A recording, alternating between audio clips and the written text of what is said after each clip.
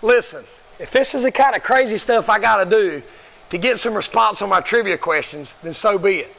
The question was, what was the first year that I ran an orange front bumper at Bowman Gray Stadium? I'm trying to give away a free Burt Myers t-shirt here, so post your answers on my page. Good luck.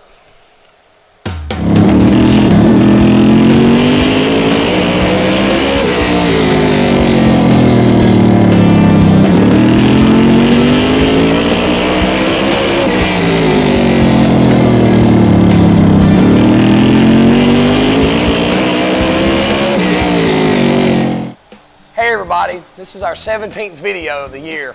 After a week off of Bowman Gray Racing, we came back this weekend with a 100-lap double points draw race. We were planning on going over on Saturday morning to shake the car down. We changed some things, trying to get our car dialed in a little bit better. Practice was washed out Saturday morning, a couple storms came in. I guess all week last week we had rain in this area. The storms actually had continued throughout the day. We weren't sure if we was going to get in the race on Saturday night because I guess it rained up to about 2 o'clock. But my wife Kim had made a comment about, well, it should stop this afternoon. But the thing about Bowman Gray Stadium with a grass infield and with ripple strips around the inside, if they get full of water, even if it's not raining anymore and they get the track dried, if somebody runs off the track, drops their left front down off the track, or either runs through the grass, it's like turning the water hose on and spraying the racetrack down. So I knew it was going to be a treacherous night as far as the racing was concerned. It seems like in every division it's that way when we get a rain earlier in the day. But we went out Saturday afternoon. We had a couple little problems in practice that we had to adjust to. The car is still just not exactly where I want it. And I think that we've tried to make adjustments, trying to fix one thing, and it just causes another problem. So what I'm going to do is I'm going to go back to the way the setup was when the track conditions were very similar and the tire was very similar to where it is now, which means I'm going to dig out notes from a couple years ago and put the car back to where we had it then. Qualifying came around and we've been tight every week qualifying where the car just wouldn't turn for me, and this week we're actually loose.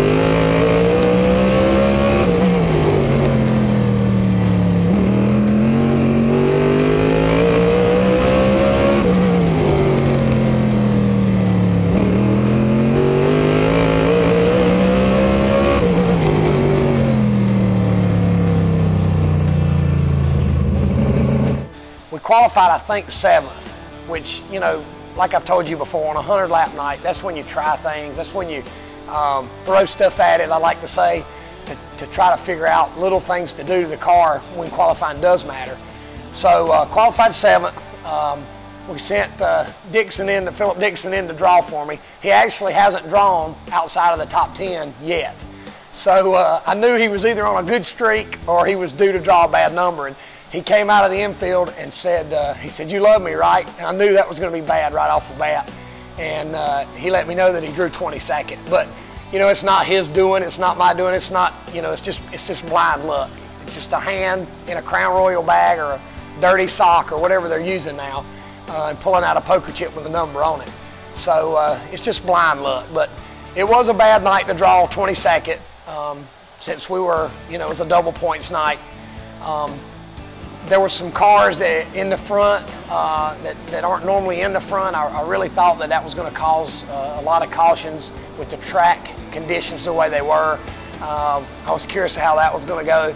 The sportsman race before our race and the street stock race before our race, it seemed like there were a lot of cautions. It looked like that you'd see one car go through 1 and 2, and then the next 3 cars behind him would turn sideways. And what that's an indication of is that the first car ran off the track and threw water out, and then everybody turned sideways. So I was curious to how the modified race was going to go.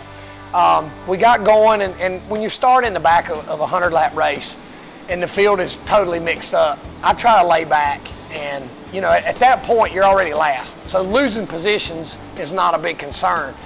You just want to make sure that you don't get in a wreck so that you can try to gain positions later in the race. So I kind of laid back a little bit, and you know, it was kind of odd. We ran about 35 laps with no caution. And usually in a situation like that, with the track bad and when the field totally mixed up, you get a lot of cautions quick. So it was kind of surprising to me that we ran so long without a caution. We got a couple cautions here and there. Basically, the way I have to play it with the cone is I ask my spotter where I'm running. For example, the first caution I was running, I think 18th.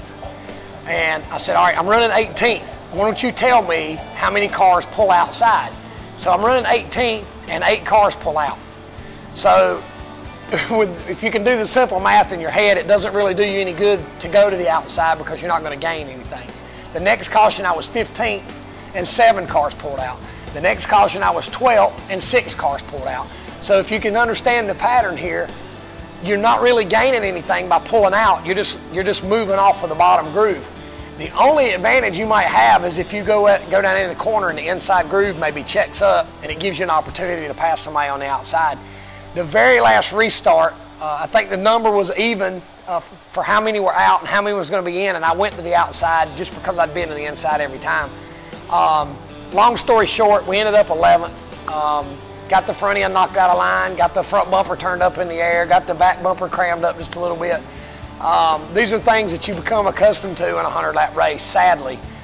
When people get to playing games and brake checking and running each other into the wall going down the front stretch or the back stretch, or even brake checking going into the corner or off the corner, well, what happens is the first couple guys maybe get stopped, but then the 5 behind them end up knocking their whole front end off. So it's just the stuff that you have to learn to live with. You don't like it, but there's nothing you can really do about it.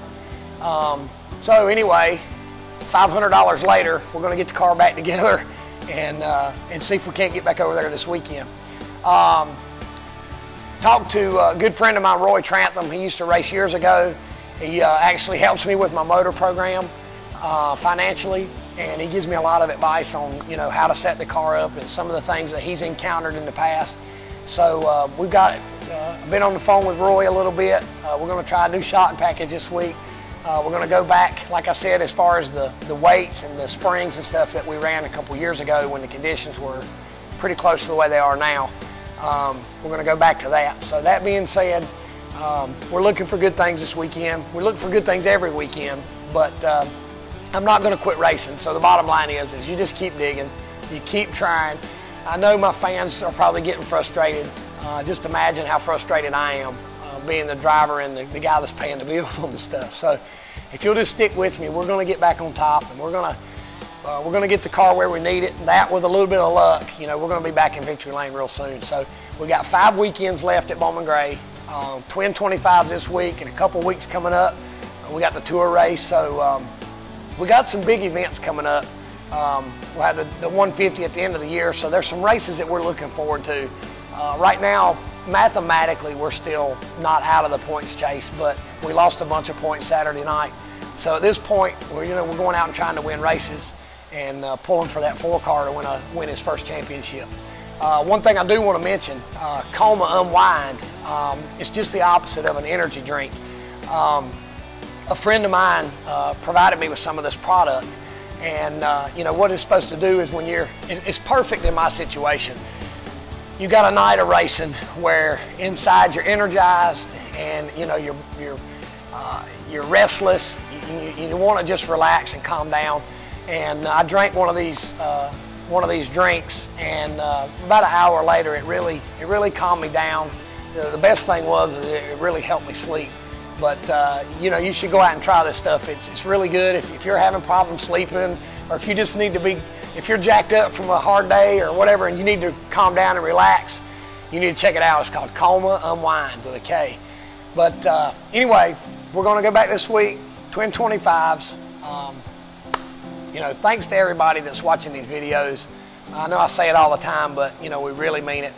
like I've said, you know, share it with your friends, spread these videos around.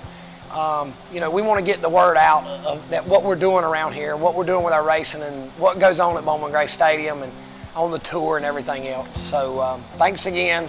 Come out to the racetrack and see us this weekend.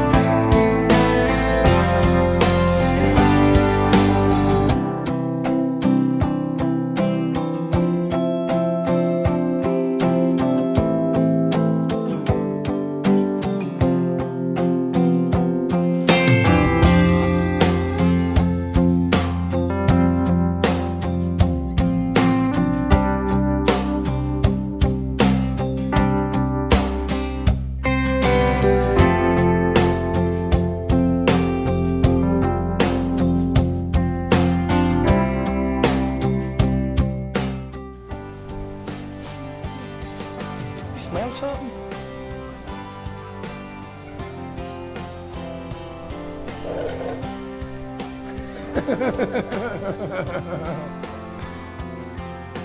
We need David over here going na na na na na na na na na na na na na na na na na na. Tire me. Woo!